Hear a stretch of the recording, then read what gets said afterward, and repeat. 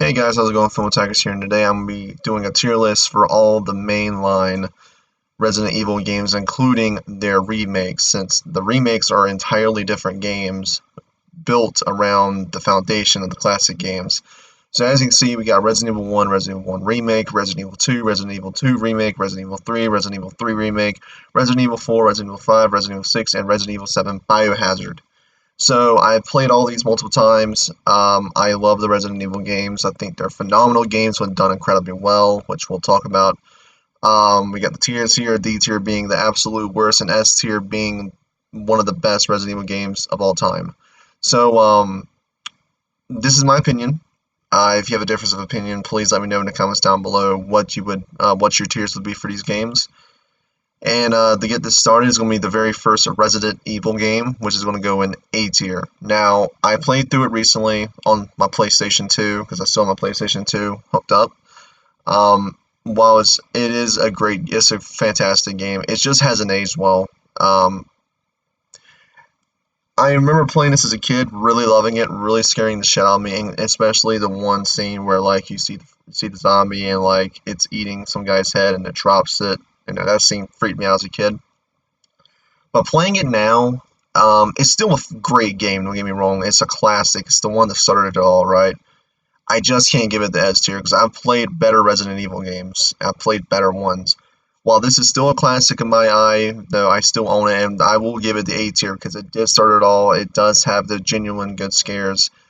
It just has bad voice acting and really clunky controls, and it just does not age well to this day. So I'll give it Resident Evil 1 an A tier. I want to be very fair with that. The remake, though, is getting the S tier. This is the first remake they did back on GameCube, using I believe it was the Resident Evil 4 engine at the time. And this is easily the second best Resident Evil remake in my opinion. It's fucking great. It's perfect. It is perfection. If you haven't played it and you really want to get into Resident Evil, play this one. This one looks better. It still holds up to this day, which is crazy. I played it on my GameCube and it still holds up, and that's fucking insane. It looks gorgeous on the GameCube. I have it on PlayStation 4 as well, and it looks phenomenal on that as well. They added new enemy types, and the new parts of the mansion. Better voice acting, thank God. Better looking graphics, better handling controls. It just feels so nice to play this. If you're going to play Resident Evil 1 and you don't want to play the classic one, play the remake. The remake is really well done. Resident Evil 2, I'm going to give S tier as well. I think this one holds up slightly better than Resident Evil 1 in my opinion. I know a lot of people are going to say, oh, it's the same game. Yeah, but the voice acting at least is slightly better-ish. It's slightly better-ish, but no, the remake, not the remake, but the original is still a classic. It was a long experience, had multiple discs, and it just was a very fun experience to play. My favorite campaign being Leon's campaign. I've always loved Leon's campaign in these games, but I love the story in this one. The characters are great. The only thing that is bad about it is mainly the horrible tank controls, which is in the first Resident Evil. But other than that, I mean, I still fucking love Resident Evil 2 so much. I love it to death. I absolutely love it. I still have it on PlayStation. In fact, it's really fucking good. Then we go to the remake, and this is also getting S tier. Holy shit. This game I was not hyped for it because I'm like, shit, they're gonna fuck it up. I know they're gonna fuck it up. I wound up pre-ordering after I read some people said that when they played it, it was phenomenal. It was a great Resident Evil game. I'm like, okay, I'll go ahead and give my money to it. I got the deluxe edition. I played it, and man, they really learned a lot from Resident Evil 7. They brought the horror back into this. This game is creepy as fuck when it wants to be. There's really good moments of like walking down a long hallway and you see like a licker just slowly crawling on the ceiling. It's like phenomenal atmosphere building, gorgeous game. It's made using the Resident Evil 7 engine, the RE engine, which I know that engine's great. And man, the atmosphere alone in this game makes you want to go back to play it over and over and over and over again. It's just a phenomenal fucking game. I cannot. I really want to stream this game one day, but I cannot stress how much I love this fucking game. I bought it 3 times, once on Xbox, once on PlayStation, and again on PC. That's how much I love this game. I love Resident Evil 2. If you have not played RE2, you really need to play it. It's a phenomenal remake to a classic, beloved Resident Evil game, and it's phenomenal. Resident Evil 3 Nemesis. This is going in A tier. Um, this just feels kind of like an add-on to Resident Evil 2, but I still love it. I love Nemesis in this game. I love how badass he is. He will fucking follow you to hell and back just to fucking end your life.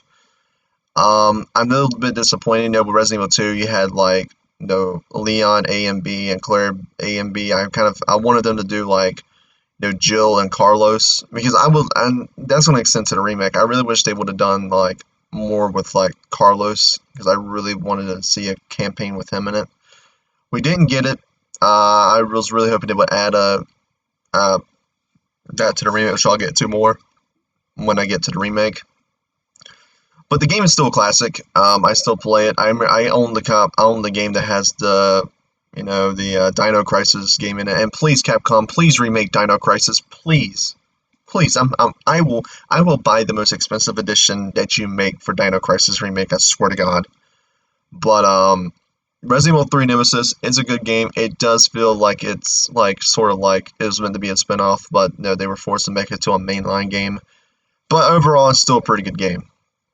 The Resident Evil 3 Remake. I didn't wind up reviewing this, but I was hugely disappointed by it.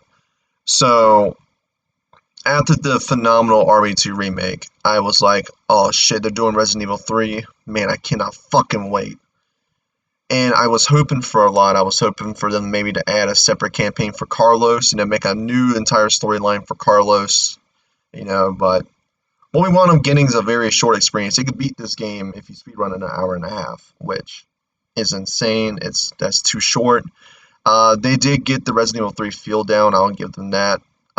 It feels very actiony, which is what Resident Evil 3 technically was. It was more of an action game than a horror game, in my opinion. The graphics were still beautiful. It still uses the RE engine from Resident Evil 7 and Resident Evil 2 Remake.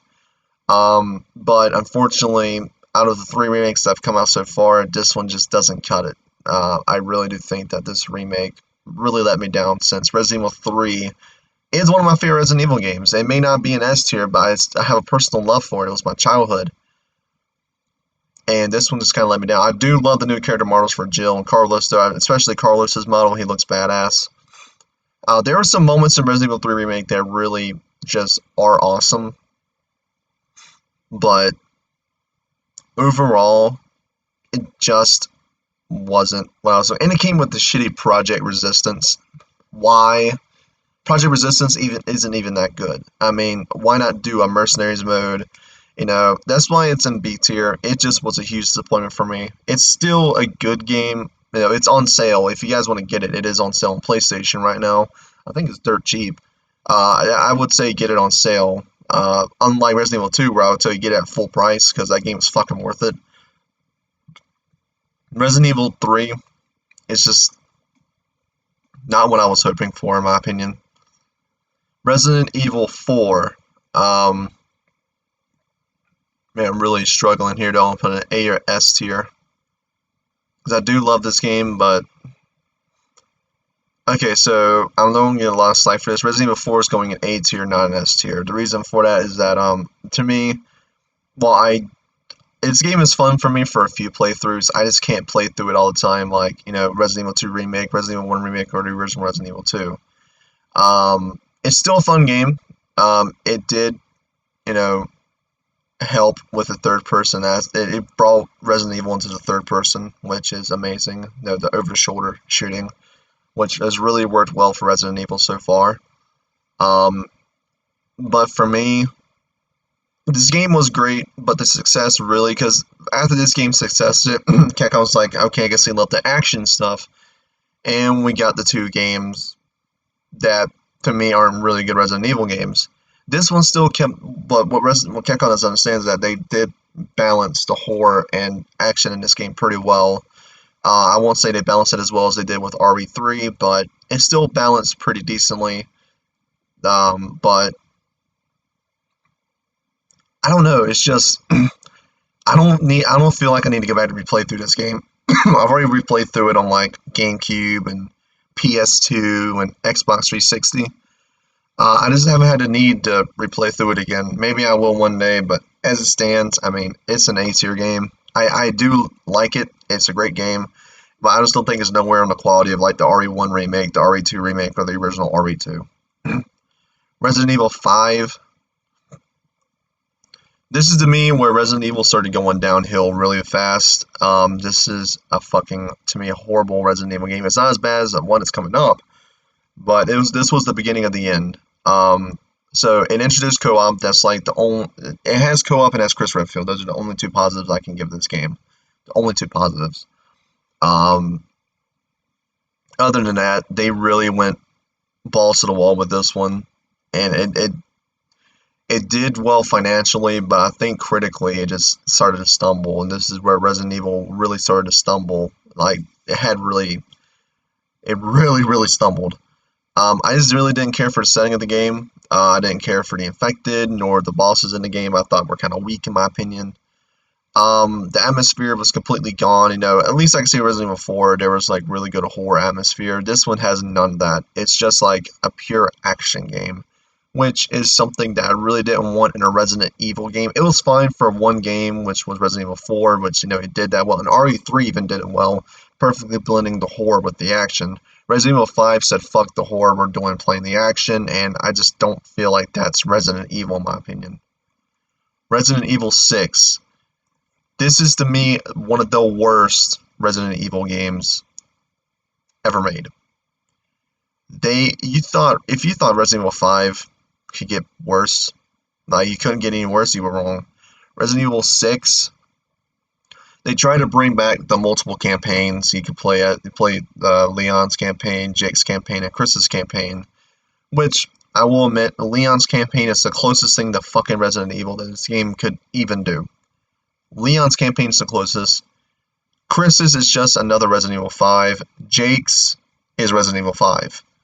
And, you know, they try to really focus on like, oh, we're going to have the characters meet up in certain campaigns, and, you know, they're going to see the different characters in there, and, oh, you get to work with them, and over the top chases and action when fans were really clamoring for the horror to come back. And the only time the horror does come back is sometimes in Leon's campaign. That's it. I do not care for this game. It's not the best Resident Evil game. It's a game I refuse to play, and it's a game I refuse to buy. And last but not least, we got Resident Evil 7. This is going in S tier. I know Resident Evil 7 over Resident Evil 4. Horrible person, but this brought Resident Evil back to what it is. Horror. This is a fucked up, scary as hell game. I played this on VR and non-VR, and it was one of the most terrifying experiences I've ever had in a video game. Not only did they recapture the magic of what made Resident Evil, they added new things to make it stand out. First off, this is the first Resident Evil game to be only in first person, which to me enhances the horror and makes you feel like you're there, especially in VR. The VR experience in this game is the best VR experience you'll have. If you have a PlayStation 4 with a VR headset and you don't own this game, do yourself a favor, buy it. Trust me, it is phenomenal. Resident Evil 7 stood out because, you know, the team of Resident Evil wanted to bring the series back to what it was, to its roots, which is survival horror, and goddamn, they did it. This game has the most perfect atmosphere in a horror game. You're in a manor, just dark, creepy. If you have a good pair of headphones, creaking noises everywhere you go. If you feel like someone's behind you the entire time because of how good the sound design is. This is easily one of my favorite Resident Evil games because of that. It is, to me, I'm happy they brought the series back to what it was, which is pure fucking horror. Now, the enemy types in this game, the molded, they aren't that good, but the Bakers, oh my god, the Bakers are some of the best Resident Evil characters of all time. In terms of like the villains, the Bakers are like, you know, evil redneck family, but done well. And you can tell Capcom took a lot of inspiration from Western media, including mainly like the Evil Dead and the Texas Chainsaw Massacre. They really reached for this game, man. If you were like curious, like if you were like wary of, oh, I don't want to play this as a first person, I don't know, play it. If you're a big Resident Evil fan like I am, you will appreciate what they did with this game. It may not have the best enemy variety, but what it makes up for in that, which is atmosphere, sound design, the soundtrack, the voice acting, the graphics, the atmosphere alone makes this game worth the money.